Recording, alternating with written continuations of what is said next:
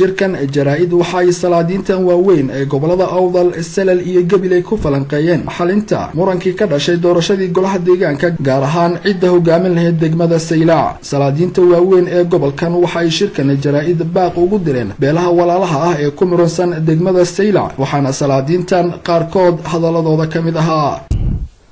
waxaan ku baaqaynaa tan hay'isnadii beelahan galbeedka Somaliland, waxaan ku baaqaynaa nabad, waxaan ku baaqaynaa walaalnimo, waxaan ku baaqaynaa wadajir.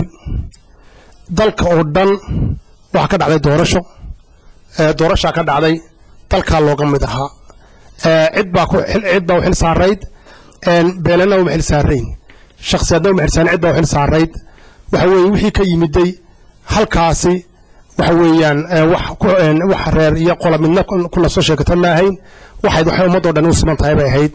waxaan ugu baaqaynaa tolkayo deegaanka la wada degan yahay, danta la wada leeyahay, ceelka la wada leeyahay, wax kasta oo ka dhaxeeya ummadda waxaan ugu baaqaynaa in walaalnimo lagu haysto, waxaan ugu baaqaynaa in wadajir lagu haysto, waxaan ugu baaqaynaa in laga ilaaliyo meel kastoo la joogo xanafta, in laga ilaaliyo hadalka kamana raalinihin cid kasta oo hadalka xanaf u yeeshana kama raalinihin.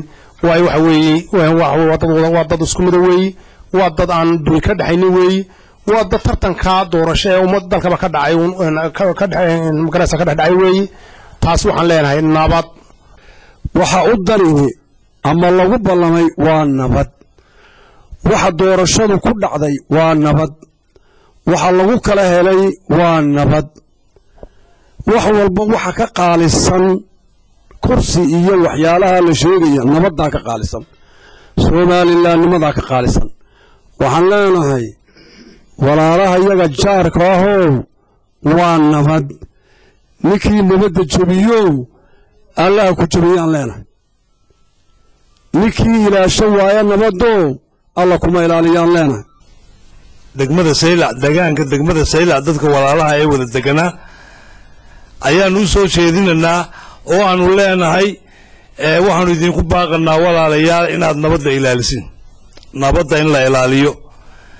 waynu la wada soconaa in buuqu ka jiray degmada Saylac oo golaheegii deegaanka muddo uu rafanayay sidii loo dhaarin lahaa ee ay isku magacaabi lahaayeen.